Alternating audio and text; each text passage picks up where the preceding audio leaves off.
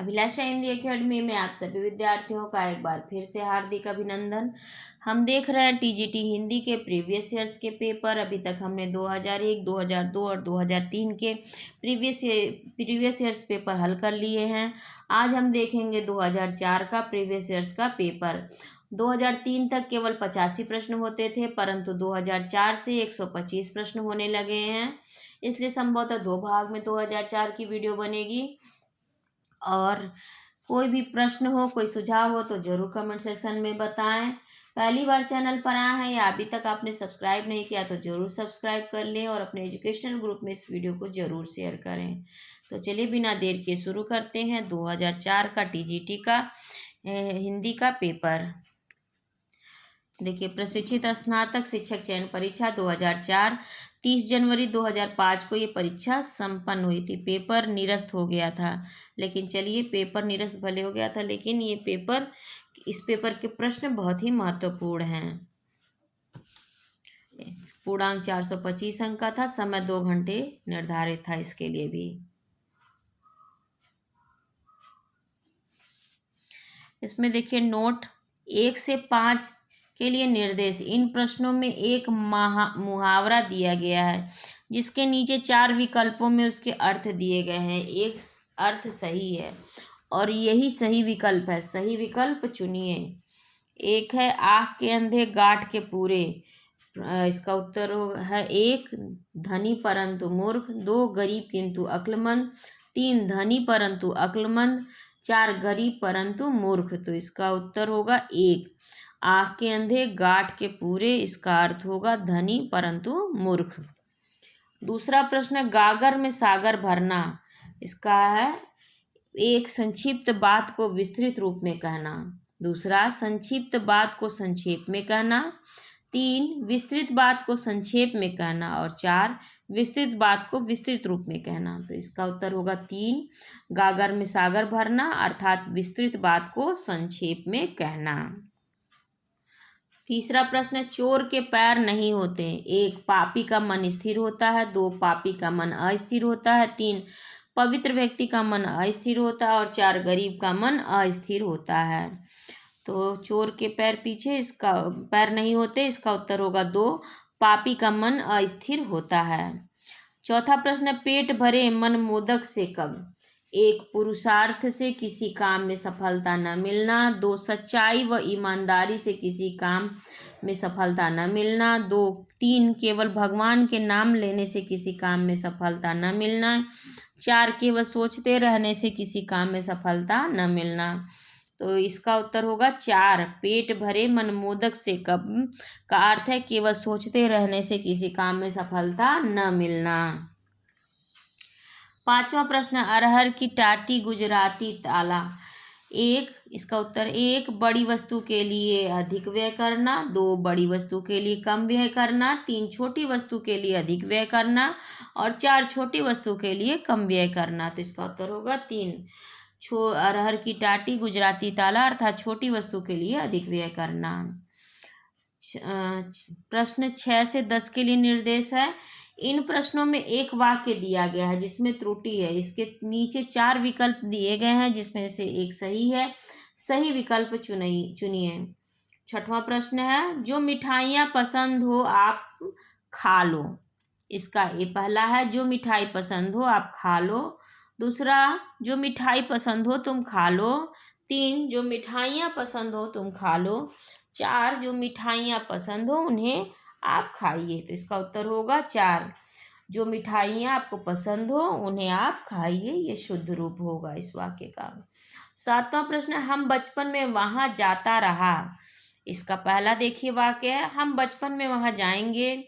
2 हम बचपन में वहाँ जाते रहे हैं। 3 मैं बचपन में वहाँ जाता रहा। 4 मैं बचपन में वहाँ जाऊँगा। तो इसका उत्तर होगा 3 मैं बचपन में वहाँ जाता रहा। ये शुद्ध वाक्य होगा। 8वां प्रश्न, प्रत्येक व्यक्ति कविता नहीं कर सकते। पहला वाक्य इसका होगा, प्रत्येक व्यक्ति कविता कर सकते हैं। दूसरा, प्रत्येक व्यक्ति कविता नहीं कर सकते हैं। 3 प्रत्येक व्यक्ति कविता नहीं कर सकता।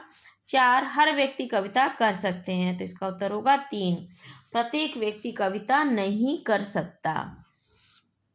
नौवां प्रश्न, हेम नरेश को पुस्तक दिया। नौवां प्रश्न, हेम नरेश को पुस्तक दिया, इसका शुद्ध रूप होगा पहला, हेम नरेश की पुस्तक दी। दो, हेम ने नरेश को पुस्तक दी। तीन, हेम नरेश का पुस्तक देगा। चार, हेम ने नरेश का पुस्तक दिया। तो इसका शुद्ध रूप होगा हेम ने नरेश को पुस्तक दी। 10वां प्रश्न है, मंत्री ड्राइवर को कार चलवाता है। शुद्ध रूप इसका होगा, एक, मंत्री ड्राइवर से कार चलवाता है। दो, मंत्री ड्राइवर की कार चलवाता है। तीन, मंत्री ड्राइवर के लिए कार चलवाता है।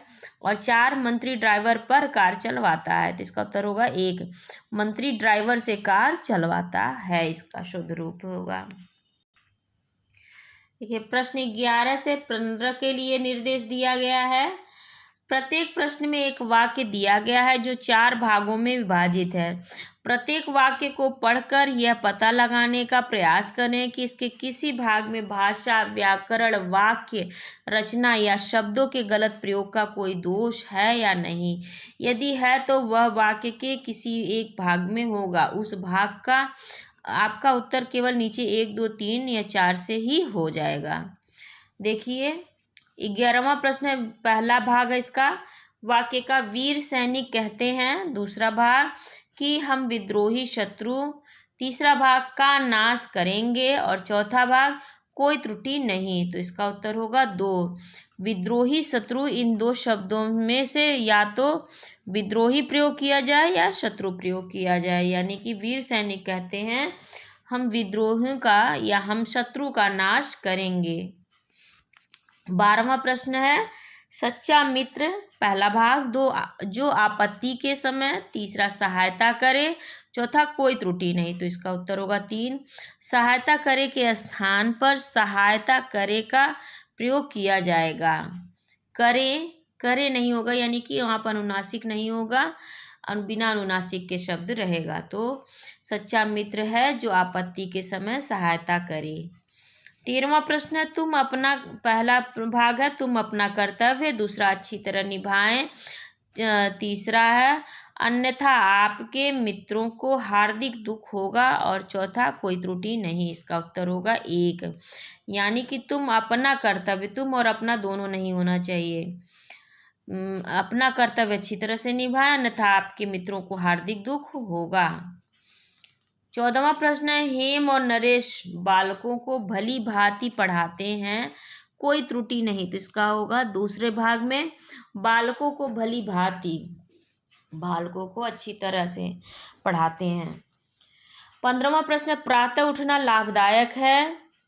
पहला भाग। और दूसरा, और जल्दी सो जाना भी। तीसरा, अच्छी आदत है, कोई त्रुटि नहीं। इसका उत्तर होगा 2, और जल्दी सो जाना। प्रातः उठना लाभदायक है, जल्दी सोना भी अच्छी आदत है। अब देखिए, 16 से 20 के लिए निर्देश दिया गया है। इन प्रश्नों में प्रत्येक में 4 शब्द दिए गए हैं, जिनमें से 3 अनेकार्थक शब्द की श्रेणी में आते हैं। जो शब्द इस श्रेणी में नहीं आता वही आपका उत्तर है। देखिए, एक है अंबर, 2 वस्त्र, 3 आकाश, 4 किरण। तो इसका उत्तर होगा 4, अंबर, वस्त्र और आकाश अनेकार्थक शब्द हैं, श्रेणी में आते हैं, जबकि किरण नहीं आता। 17वां प्रश्न है, मधु, दूध, शहद और शराब। इसका उत्तर होगा 2, मधु, शहद और शराब अनेकार्थक शब्द की श्रेणी में आते हैं। 18वां प्रश्न, इंद्र, सिंह, ब्राह्मण और सूर्य। तो इसका उत्तर होगा 3, इंद्र, सिंह और सूर्य अनेकार्थक शब्द की श्रेणी में आते हैं, ब्राह्मण नहीं। 19वां प्रश्न, सजा, बल, शक्ति और सेना। इसमें बल, शक्ति और सेना अनेकार्थक शब्द की श्रेणी में आते हैं, जबकि सजा नहीं। 20वां प्रश्न, तात, पूज्य, पिता, मोती। इसमें से तात, पूज्य और पिता अनेकार्थक शब्द की श्रेणी में आते हैं, जबकि मोती नहीं। प्रश्न 21वें से 25वें के लिए निर्देश है। इन प्रश्नों में लोकोक्तियों को सही विकल्प चुनकर पूर्ण कीजिए।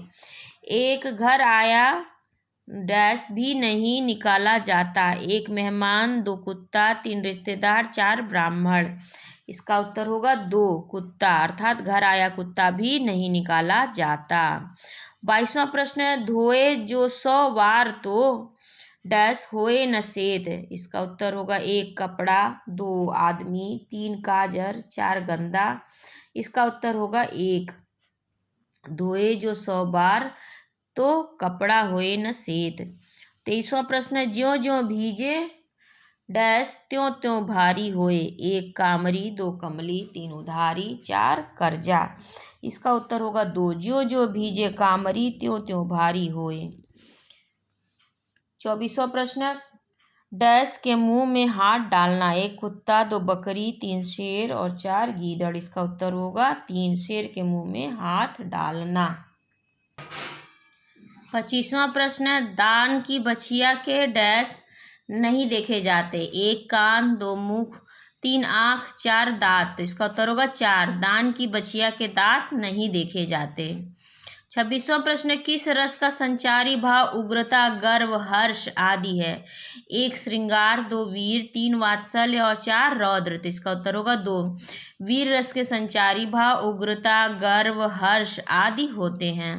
27वां प्रश्न, राग है कि रूप है कि रस है कि जस है कि तन है कि मन है कि प्राण है कि प्यारी है। उपरोक्त पंक्तियों में रस है। 1 श्रृंगार, 2 वात्सल्य, 3 अद्भुत, 4 शांत। तो इसका उत्तर होगा 3। आश्चर्यजनक वर्णन उत्पन्न विस्मय भाव की परिपक्व अवस्था को अद्भुत रस कहते हैं। 28वां प्रश्न, किस रस का संचारी उद्दीपन, विभाव, बादल की घटाएं, कोयल का बोलना, बसंत ऋतु आदि होते हैं। 1 श्रृंगार, 2 वात्सल्य, 3 अद्भुत, 4 शांत। इसका उत्तर होगा 1। इसे रसराज भी कहा जाता है। वात्सल्य का उद्दीपन विभाग बालक की चेष्टाएं, क्रीड़ाएं हैं। अद्भुत रस का उद्दीपन विभाग अचंभा देखना तथा शांत रस का उद्दीपन विभाव सांसारिक माया, मोह, सत्संग, दार्शनिक ग्रंथों पठन आदि है। 29वां प्रश्न है, सोहत कर नवनीत लिए, घुटुरवन चलत रेणु तन मंडित, मुख दधि लेप किए। उपरोक्त पंक्तियों में रस है। 1 श्रृंगार, 2 रौद्र, 3 शांत और 4 वात्सल्य। इसका उत्तर होगा 4। इसका स्थायी भाव वात्सल्य है। प्रायः काव्याचार्यों ने वात्सल्य रस को श्रृंगार रस के अंतर्गत ही माना है, किंतु साहित्य में अब वात्सल्य रस को स्वतंत्र रस की मान्यता मिल गई है। संतान के प्रति रति, प्रेम भाव वात्सल्य कहा जाता है। रौद्र रस का स्थायी भाव क्रोध और शांत रस का स्थायी भाव निर्वेद एवं श्रृंगार का स्थायी भाव रति होता है। 30वां प्रश्न, पराधीन जो जन नहीं स्वर्ग नरकता हेतु। पराधीन जो जन नहीं स्वर्ग नरकता हेतु। उपरोक्त पंक्तियों में अलंकार है। 1 अनुप्रास, 2 यमक, 3 श्लेष और 4 उपमा। इसका उत्तर होगा 1। उपरोक्त पंक्तियों में पंक्तियां अनुप्रास अलंकार के 3 भेदों छेकानुप्रास, व्यत्यानुप्रास तथा लाटानुप्रास में से लाटानुप्रास अलंकार का उदाहरण है। जहाँ शब्द और अर्थ एक से प्रतीत हो किंतु अन्वय करने पर उनमें अंतर दिखाई पड़े वहाँ लाटानुप्रास होता है। जहाँ गुण, धर्म या क्रिया के आधार पर उपमेय की तुलना उपमान से की जाए वहाँ उपमा अलंकार होता है। जहाँ कोई शब्द एक से अधिक बार प्रयुक्त हो और उसके अर्थ अलग अलग हों वहाँ यमक अलंकार होता है, तथा जहाँ कोई शब्द एक ही बार प्रयुक्त हो किंतु प्रसंग भेद में हो उसके अर्थ एक से अधिक हो वहाँ श्लेष अलंकार होता है। 31वां प्रश्न है, जहाँ शब्दों, शब्दांशों या वाक्यांशों की आवृत्ति हो किंतु उनके अर्थ भिन्न हो वहाँ निम्न अलंकार होता है। 1 श्लेष, 2 वक्रोक्ति, 3 यमक और 4 रूपक। तो इसका उत्तर होगा 3 यमक अलंकार होता है। 32वां प्रश्न, मुख रूपी चांद पर राहु भी धोखा खा गया। पंक्तियों में अलंकार है। 1 श्लेष, 2 वक्रोक्ति, 3 उपमा, 4 रूपक। इसका उत्तर होगा 4। रूपक अलंकार जब उपमेय पर उपमान का आरोप किया जाए अर्थात एक वस्तु को दूसरा रूप दे दिया जाए वहाँ रूपक अलंकार होता है। 33वां प्रश्न, जहाँ किसी वस्तु का लोक सीमा से इतना बढ़कर वर्णन किया जाए कि वह असंभव की सीमा तक पहुँच जाए वहाँ अलंकार होता है। 1 अतिशयोक्ति, 2 विरोधाभास, 3 अत्युक्ति या 4 उत्प्रेक्षा। तो इसका उत्तर होगा 3। जबकि अतिशयोक्ति अलंकार के अंतर्गत काव्य में किसी बात को बहुत बढ़ाकर बात कही जाती है, जहाँ वास्तविक विरोध न होते हुए भी विरोध का आभास मालूम पड़े, वहाँ विरोधाभास तथा उपमेय में उपमान की संभावना को उपमा अलंकार कहते हैं। अगला प्रश्न है, मात्रिक अर्ध संभ जाति का छंद है 1 रोला, 2 दोहा, 3 चौपाई और 4 कुंडलियां। इसका उत्तर है 2। जबकि रोला एवं चौपाई मात्रिक समजाति के छंद है तथा कुंडलियां मात्रिक विषम संयुक्त जाति का छंद है। 35वां प्रश्न, चौपाई के प्रत्येक चरण में मात्राएं होती हैं 1, 11, 13, 16 या 15। तो इसका उत्तर होगा 3। यह एक सममात्रिक छंद है। इसके प्रत्येक चरण में 16-16 मात्राएं होती हैं तथा अंत में 2 गुरु शुभ माना जाता है। इंद्रवज्या, उपेंद्रवज्या, शालिनी एवं भुजंगी के प्रत्येक चरण में 11-11 मात्राएं होती हैं। मालिनी एवं भुजंगी के प्रत्येक चरण में 11-11 मात्राएं होती हैं। मालिनी के प्रत्येक चरण में 15-15 होते हैं। 16वां प्रश्न है, भगवद गीता का संधि विच्छेद होगा 1 भगवद धन गीता, 2 भग धनवद धन गीता, 3 भगवत धन गीता, 4 भग धन वद गीता। इसका उत्तर होगा 3। यह एक व्यंजन संधि का उदाहरण है। व्यंजन संधि के साथ स्वर अथवा व्यंजन के मेल से उस व्यंजन में जो रूपांतरण होता है उसे व्यंजन संधि कहते हैं। भगवद गीता, भगवत धन गीता। 37वां प्रश्न, मनोरम का संधि विच्छेद होगा मन धन ओरम, दूसरा मन धन रम, तीसरा मनोधन रम और 4 मन धन रम। इसका उत्तर होगा 4। यह विसर्ग संधि का उदाहरण है। विसर्ग के साथ स्वर या व्यंजन का मेल होने पर जो विकार होता है उसे विसर्ग कहते हैं, जैसे मनोरम, मना धन रम। 38वां प्रश्न है, बड़े बड़ाई ना करे, बड़े न बोले बोल, रहीमन हीरा कब कहे, लाख टके का मोल। रहीम द्वारा लिखित इन पंक्तियों में बड़े शब्द का प्रयोग जिस रूप में हुआ है वह है 1 विशेषण, 2 संज्ञा, 3 सर्वनाम या 4 क्रिया विशेषण। तो इसका उत्तर होगा 2। संज्ञा या सर्वनाम की विशेषता बतलाने वाले शब्दों को विशेषण कहा जाता है। जो शब्द की विशेषता बतलाते हैं उन्हें विशेषण तथा जिसकी विशेषता बताई जाती है उसे विशेष्य कहा जाता है। किसी प्राणी, वस्तु, स्थान, भाव आदि के नाम ही उसकी संज्ञा कही जाती है। संज्ञा के स्थान पर प्रयुक्त होने वाले शब्दों को सर्वनाम कहते हैं। जो शब्द क्रिया की विशेषता बतलाते हैं उन्हें क्रिया विशेषण कहा जाता है। 39वां प्रश्न है, यह काम मैं आप कर लूंगा। यह काम मैं आप कर लूंगा पंक्तियों में आप है 1 संबंधवाचक, 2 निजवाचक, 3 निश्चयवाचक, 4 पुरुषवाचक सर्वनाम। इसका उत्तर है 2। संबंधवाचक सर्वनाम में जो, सो, निश्चयवाचक सर्वनाम में यह, ये, वह, वे तथा पुरुषवाचक सर्वनाम में मैं, हम, तू, तुम, आप, वह, वे, यह, ये का प्रयोग होता है। अर्थात यह काम मैं आप कर लूंगा पंक्तियों में आप सर्वनाम पुरुषवाचक सर्वनाम के अंतर्गत आता है। 40वां प्रश्न, निम्नलिखित में से कौन सा स्त्रीलिंग में प्रयुक्त होता है? 1 ऋतु, 2 पंडित, 3 हंस, 4 आचार्य। इसका उत्तर होगा 1। ऋतु शब्द स्त्रीलिंग का शब्द है। 41वां प्रश्न, बिहारी निम्न में से किस काल के कवि थे? 1 वीरगाथा काल के, 2 भक्ति काल के, 3 रीति काल के या 4 आधुनिक काल के। तो इसका उत्तर होगा 3। रीति काल का वर्गीकरण 3 वर्गों में किया गया है, रीतिबद्ध, रीतिमुक्त और रीति सिद्ध। बिहारी तीसरे वर्ग के अंतर्गत आते हैं। इनकी प्रमुख रचना बिहारी सतसई है। इस ग्रंथ पर दर्जनों टीकाएं लिखी गई हैं। इनमें सबसे अधिक प्रामाणिक जगन्नाथ दास रत्नाकर की टीका बिहारी रत्नाकर मानी जाती है। 42वां प्रश्न, भक्ति काल की रामाश्रयी शाखा के निम्न में से कौन से कवि हैं? 1 सूरदास, 2 मीराबाई, 3 जायसी और 4 तुलसीदास। तो इसका उत्तर होगा 4। तुलसीदास कृष्णाश्रयी शाखा के प्रसिद्ध कवि हैं। जायसी सूफी काव्य परंपरा के प्रमुख कवि हैं तथा मीराबाई भी कृष्ण भक्ति धारा की प्रमुख कवित्री हैं, जबकि तुलसीदास रामाश्रयी शाखा के कवि हैं। 43वां प्रश्न, हिंदी भाषा की बोलियों के वर्गीकरण के आधार पर छत्तीसगढ़ी बोली है। 1 पूर्वी हिंदी, 2 पश्चिमी हिंदी, 3 पहाड़ी हिंदी और 4 राजस्थानी हिंदी। इसका उत्तर होगा 1। इसकी अन्य बोलियां अवधी एवं बघेली, पश्चिमी हिंदी की बोलियां खड़ी बोली, ब्रजभाषा, बुंदेली, हरियाणवी एवं कन्नौजी। पहाड़ी हिंदी की बोली है गढ़वाली और कुमायूनी, नेपाली तथा राजस्थानी हिंदी की है मारवाड़ी, जयपुरी, मेवाती, मालवी प्रमुख बोलियां हैं। 44वां प्रश्न, नमक का दरोगा कहानी के लेखक हैं? 1 जयशंकर प्रसाद, 2 प्रेमचंद, 3 गुलाब राय और 4 रामचंद्र शुक्ल। इसका उत्तर है 2 प्रेमचंद के। नमक का दरोगा कहानी प्रेमचंद की है। प्रेमचंद की अन्य कहानियां हैं रूठी रानी, सेवा सदन, प्रेमाश्रम, रंगभूमि, कायाकल्प, निर्मला, गबन, कर्मभूमि, गोदान हैं तथा प्रमुख कहानियां इनके पूस की रात, ईदगाह, कफन, ठाकुर का कुआं, बूढ़ी काकी, परीक्षा, शतरंज के खिलाड़ी, सोजे वतन नामक कहानी संग्रह को अंग्रेज सरकार ने जब्त कर लिया था। प्रेमचंद ने लगभग 200 कहानियां लिखी हैं, लेकिन 300 से ज़्यादा कहानियां लिखी हैं जो कि मानसरोवर के 8 भागों में संकलित हैं।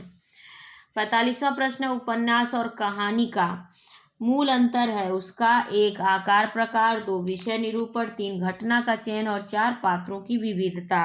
तो इसका उत्तर होगा 2। उपन्यास और कहानी का मूल अंतर है उसका विषय निरूपण। 46वां प्रश्न, श्रृंगार रस का स्थायी भाव होता है 1 रति, 2 हास, 3 शोक और 4 निर्वेद। तो इसका उत्तर होगा 1 हास्य रस का स्थायी भाव हास है, करुण रस का स्थायी भाव शोक है, शांत रस का स्थायी भाव निर्वेद और श्रृंगार रस का स्थायी भाव रति होता है। 47वां प्रश्न, प्रेमचंद का एक सशक्त उपन्यास गोदान है 1 राजनैतिक, 2 धार्मिक, 3 सामाजिक, 4 ऐतिहासिक। तो इसका उत्तर होगा 3। यह उपन्यास हिंदी साहित्य ही नहीं अपितु उपन्यास जगत के श्रेष्ठतम उपन्यासों में से एक है। गोदान महाकाव्यात्मक बोध का यथार्थवादी उपन्यास है जिसमें व्यापक कथा फलक प्रस्तुत किया गया है। प्रेमचंद का प्रथम प्रौढ़ हिंदी उपन्यास सेवा सदन न केवल प्रेमचंद की अपितु उपन्यास साहित्य की महत्वपूर्ण उपलब्धि है। अर्थात प्रेमचंद का उपन्यास गोदान ये सामाजिक उपन्यास है, कृषक जीवन की महागाथा भी कहा जाता है। 48वां प्रश्न, सूरदास किस काल के कवि थे? 1 रीति काल के, 2 भक्ति काल, 3 आधुनिक काल और 4 उपरोक्त में से कोई नहीं। तो इसका उत्तर होगा 2। सामान्यतः सूरदास द्वारा रचित 5 ग्रंथ बताए गए हैं सूरसागर, सूरसरावली, साहित्य लहरी, नल दमयंती और ब्यालो। सूरसागर ब्रजभाषा का सबसे महान मुक्तक काव्य ग्रंथ है, यह एक गीति काव्य है। वियोगी हरि जी का पूर्ण नाम था 1 श्री राम प्रसाद द्विवेदी, 2 श्री हर प्रसाद द्विवेदी, 3 श्री हरि द्विवेदी और 4 श्री गिरधर द्विवेदी। इसका उत्तर है 3, अर्थात वियोगी हरि का पूर्ण नाम था श्री हरि द्विवेदी। इनका सन्यासी होने पर इनका नाम वियोगी हरि पड़ा। इनकी प्रमुख रचनाएं हैं प्रेम शतक, प्रेमांजलि, वीणा, पथिक, मेवाड़ केसरी, वीर ससई, तरंगिनी, अंतर्नाद, प्रार्थना, श्रद्धाकड़, पगली, वीर हरदौल, छद्मयोगिनी हैं। मेरा जीवन प्रवाह इनकी आत्मकथा है तथा साहित्य विचार निबंध इनका। 50वां प्रश्न, अवधी भाषा के सर्वाधिक लोकप्रिय महाकाव्य का नाम है? 1 पद्मावत, 2 मधुमालती, 3 मृगावती और 4 रामचरितमानस। तो इसका उत्तर होगा 2। रामचरितमानस तुलसीदास की मनीषा का निचोड़ है। यह हिंदी का अवधी भाषा में लिखा गया सर्वश्रेष्ठ महाकाव्य और 7 कांडों में विभक्त है। दोहा एवं चौपाई के साथ ही मात्रिक एवं वर्णिक छंद भी इसमें देखने को मिलते हैं। 51वां प्रश्न है, प्रगीत काव्य में प्रधानता होती है? 1 भावना और गीतात्मकता की, 2 संगीतात्मकता की, 3 प्रकृति चित्रण की और 4 उपर्युक्त में से किसी की नहीं। इसका उत्तर होगा 1 मुक्तक काव्य के 2 भेद होते हैं, 1 प्रगति एवं पाठ्य काव्य। गेय रचनाओं को प्रगति मुक्तक तथा पाठ्य रचनाओं को पाठ्य मुक्तक कहा जाता है। प्रसाद एवं निराला के गीत प्रगति मुक्तकों में आएंगे, जबकि बिहारी के दोहे पाठ्य मुक्तक माने जाएंगे क्योंकि उन्हें पढ़ा जा सकता है, गाया नहीं जा सकता। 52वां प्रश्न, जायसी के सर्वोत्कृष्ट ग्रंथ का नाम है? 1 आखिरी कलाम, 2 आखरावट, 3 मधुमालती या 4 पद्मावत। तो इसका उत्तर होगा 4 जायसी द्वारा रचित पद्मावत एक विशिष्ट एवं प्रभावी प्रेम काव्य है। यह फारसी की मसनवी शैली में लिखा गया है। पद्मावत में इतिहास एवं कल्पना का समावेश है। काव्य की भाषा बोलचाल की अवधि का ठेठ रूप है। पद्मावत का रचनाकार काल आखिरी कलाम में दिया गया है। इनकी अन्य रचनाएं हैं अखरावट, आखिरी कलाम, चित्ररेखा, कहरनामा, मसलनामा और कन्हावत। मधुमालती मंझन की काव्य कृति है। 53वां प्रश्न, स्मृति की रेखांकन के रचनाकार हैं। 1 डॉक्टर श्याम सुंदर दास, 2 महादेवी वर्मा, 3 हजारी प्रसाद द्विवेदी और 4 महावीर प्रसाद द्विवेदी। इसका उत्तर होगा 2।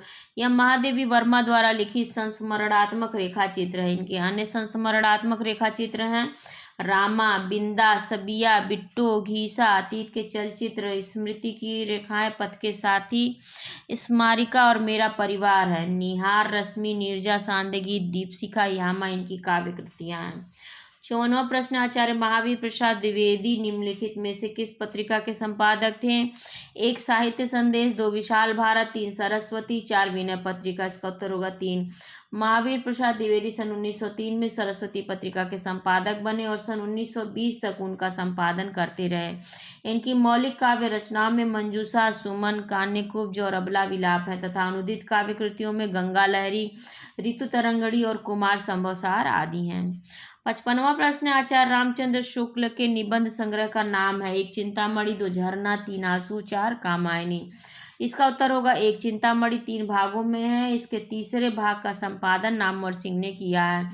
चिंतामणि से पहले विचार वीथी नाम से उनके निबंधों का संकलन 1930 इसमें प्रकाशित हुआ था, जबकि झरना, आंसू और कामायनी जयशंकर प्रसाद की काव्य कृतियां हैं। 56वां प्रश्न देखिए, 56 से 60 के लिए निर्देश दिया गया है कि नीचे दिए गए गद्यांश को पढ़कर इन प्रश्नों के उत्तर दीजिए। गद्यांश है, सामान्यतः दुष्टों की वंदना में या तो भय रहता है या व्यंग्य, परंतु जहां हम हानि होने के पहले ही हानि के कारण की वंदना करने लगते हैं, वहां हमारी वंदना के मूल में भय नहीं बल्कि उसकी अस्थायी दशा की आशंका है। इस वंदना में दुष्टों को थपकी देकर सुलाने की चाल है, जिसमें विघ्न बाधाओं में जान बच सके। आशंका से उत्पन्न यह नम्रता गोस्वामी जी को आश्रय से आलंबन बना देती है। जब स्फुट अंशों के संचारी भावों तथा अनुभावों को छोड़कर वंदना के पीछे निहित भावना की दृष्टि से देखते हैं, तो यह आश्रय से संक्रमित आलंबन का उदाहरण बन जाता है। संतों, देवताओं तथा राम की वंदना पर्याप्त नहीं, इसलिए दुष्टों की भी वंदना की जाती है। इससे दुष्टों के महत्व की भय सृष्टि होती है और वह उन्हें और भी उपहास्य बना देती है। इस गद्यांश के आधार पर पहला प्रश्न 56वां, दुष्ट वंदना के पीछे लेखक का क्या उद्देश्य है? 1 दुष्टों को लज्जित करना, 2 दुष्टों को थपकी देकर सुलाना, 3 दुष्टों से अपना बचाव करना और 4 दुष्टों का सहयोग प्राप्त करना। तो इसका उत्तर होगा 2, दुष्ट वंदना के पीछे लेखक का उद्देश्य दुष्टों को थपकी देकर सुलाना है। 57वां प्रश्न है, रामचरितमानस एक भक्ति काव्य है, इसमें दुष्ट वंदना का रहस्य है। 1 तुलसी की व्यापक दृष्टि, 2 तुलसी का सभी को राममय देखना, 3 तुलसी की उदारता और 4 तुलसी का शील सौजन्य। इसका उत्तर होगा 2। रामचरितमानस एक भक्ति काव्य है, इसमें दुष्ट वंदना का रहस्य तुलसी का सभी को राममय देखना है। 58वां प्रश्न, उपरोक्त गद्यांश का शीर्षक हो सकता है? 1 तुलसी की दुष्ट वंदना, 2 तुलसी की उदारता, 3 तुलसी का मानवीय दृष्टिकोण और 4 उपर्युक्त तीनों। तो इसका उत्तर होगा 3, उपरोक्त गद्यांश का शीर्षक उपर्युक्त तीनों, तुलसी की दुष्ट वंदना, उत्तर 4 होना चाहिए। तुलसी की दुष्ट वंदना, तुलसी की उदारता एवं तुलसी की मानवीय दृष्टिकोण से तुलसी का मानवीय दृष्टिकोण हो सकता है। तो इसका उत्तर होगा 3, तुलसी का मानवीय दृष्टिकोण इसका उपर्युक्त शीर्षक हो सकता है।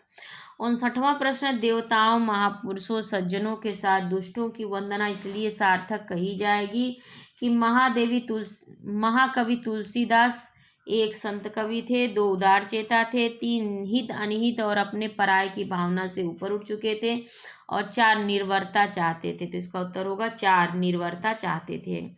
60वां प्रश्न, जीवन में हास्य का महत्व इसलिए है कि वह जीवन को 1 प्रेरणा देता है, 2 आनंदित करता है, 3 आगे बढ़ाता है और 4 सरस बनाता है। इसका उत्तर होगा 4। जीवन में हास्य का महत्व इसलिए है कि वह जीवन को सरस बनाता है।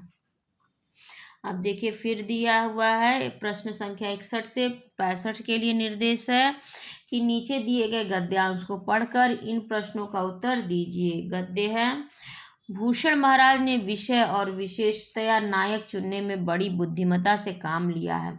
शिवाजी और छत्रसाल से महानुभावों के पवित्र चरित्रों का वर्णन करने वाले की जितनी प्रशंसा की जाए थोड़ी है। शिवाजी ने एक जमींदार और बीजापुरधीश के नौकर के पुत्र होकर चक्रवर्ती राज्य स्थापित करने की इच्छा को पूर्ण कर दिखाया, और छत्रसाल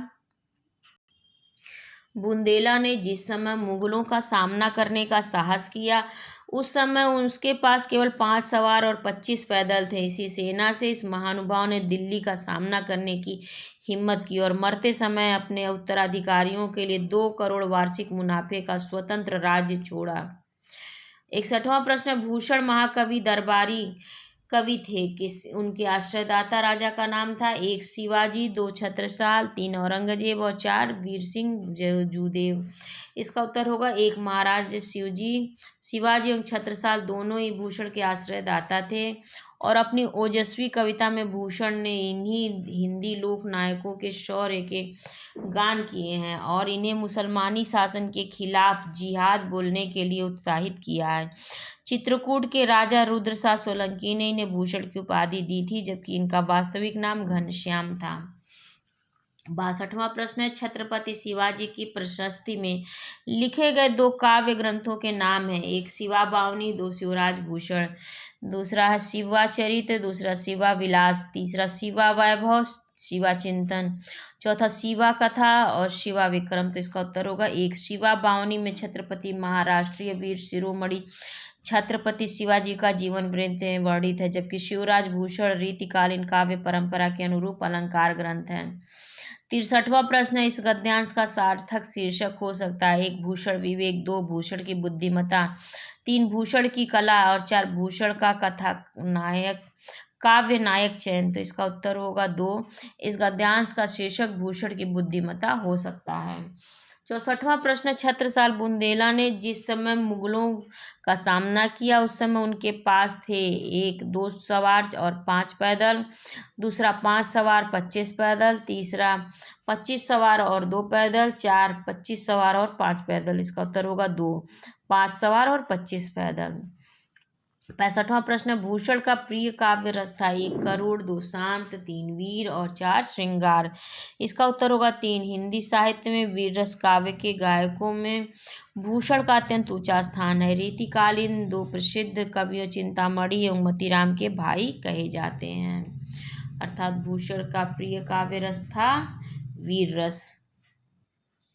प्रश्न संख्या 66 से 70 के लिए फिर निर्देश दिया हुआ है, परंतु हमें अब 66वें प्रश्न से इसके अगले भाग में वीडियो बनाएंगे, क्योंकि 120 प्रश्न हमें हल करने हैं और लगभग 32 मिनट हो चुके हैं। ये आपको प्रीवियस ईयर से हल करवाना, ये पेपर्स कैसे लग रहे हैं अपने विचार ज़रूर बताइएगा।